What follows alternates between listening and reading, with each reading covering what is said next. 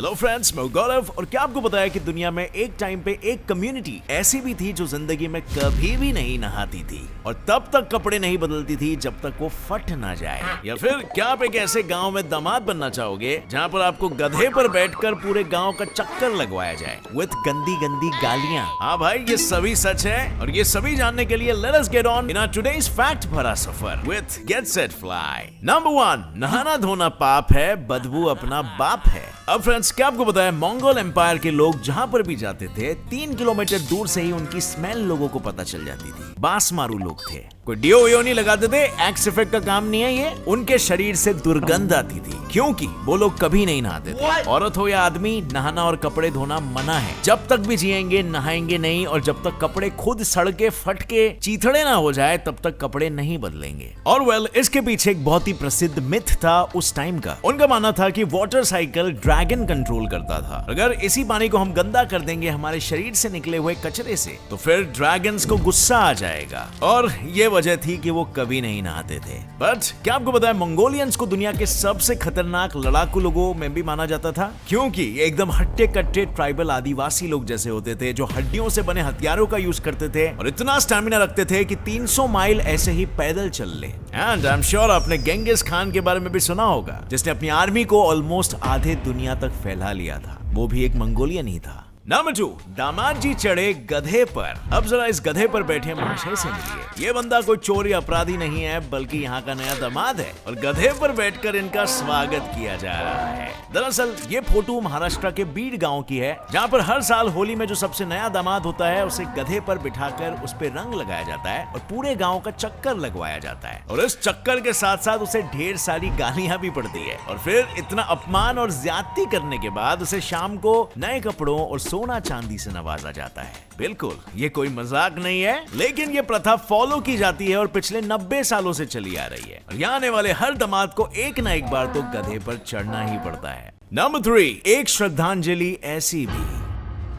अब फ्रेंड्स, जरा गौर से देखिए इस नजारे को। इस सूरज की गर्मी से धीरे धीरे पिघलते हुए बर्फ के पुतले, जिसे वर्ल्ड वॉर 1 के शहीदों की याद में बनाया गया था।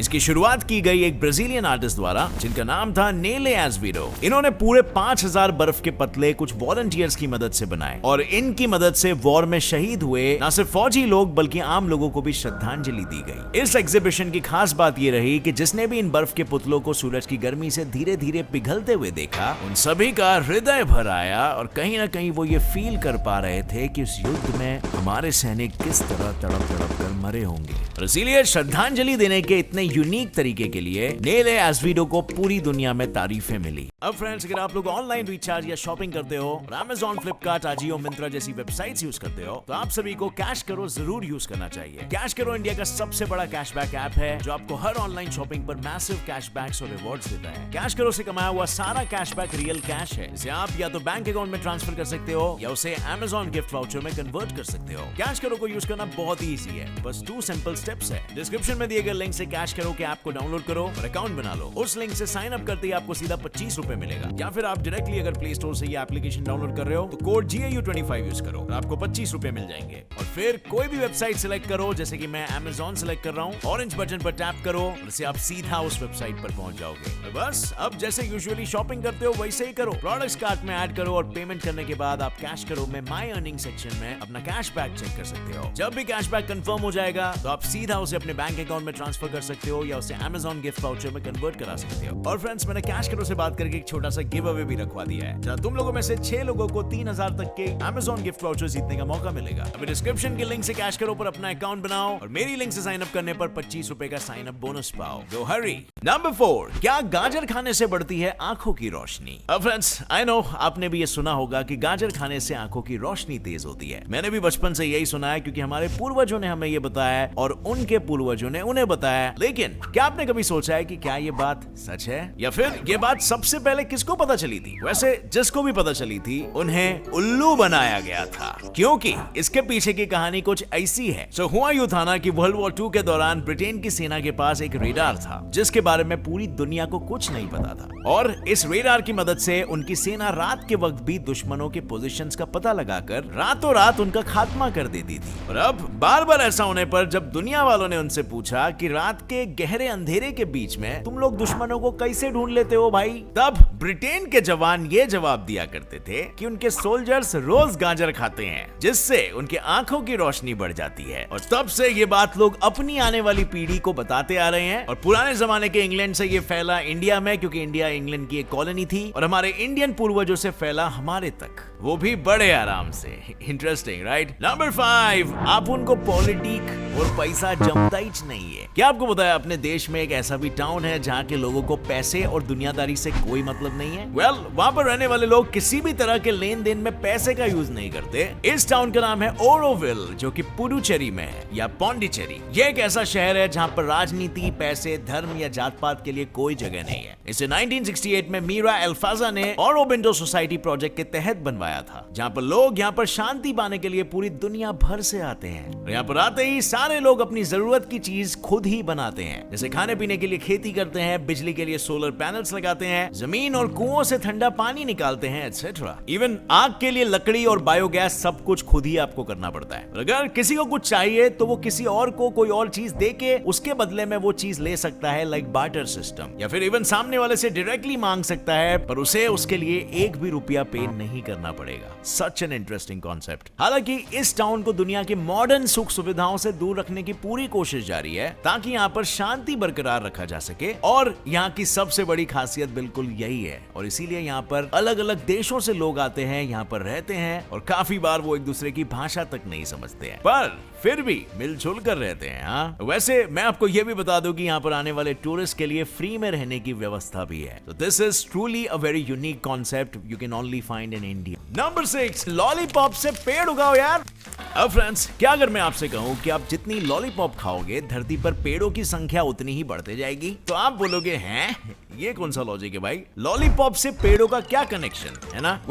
ओरिजिनली देखा जाए तो कनेक्शन तो सच में नहीं है, लेकिन इस दुनिया में एक ऐसा भी लॉलीपॉप मौजूद है जिसका इससे बहुत बड़ा कनेक्शन है। मेरा मतलब है यूएसए की एक एम्बोरेला नाम की ऑर्गेनिक कैंडीज बनाने वाली कंपनी ने एक ऐसा लॉलीपॉप बनाया जिसे खाने के बाद जब आप इसकी स्टिक किसी मिट्टी वाली जगह पर फेंकते हो तो मिट्टी और पानी के कांटेक्ट में आने के बाद ही आपने जिस फ्लेवर की लॉलीपॉप खाई होगी उसी हर्ब का प्लांट वहां पर उग जाएगा। और उसके पीछे की वजह यह है कि इन कैंडीज में इन हर्ब्स के छोटे छोटे बीज डाले होते हैं और कुछ स्टिक्स स्टिक में रह जाते हैं, जिसकी वजह से इन स्टिक से पौधे उग जाते हैं। सच अ यूनिक कॉन्सेप्ट राइट। आपने बहुत बार देखा होगा कंपनीज बोलती रहती है हमारे प्रोडक्ट्स खरीदो, 1% पेड़ उगाने में दान किया जाएगा, एटसेट्रा एटसेट्रा। पर यहाँ पर ये कंपनी ने तो एक कदम आगे का ही सोच लिया, हमारे प्रोडक्ट खरीदो और सीधा का सीधा पौधे उगा ही लो, वो भी बिना मेहनत के। Mind blowing.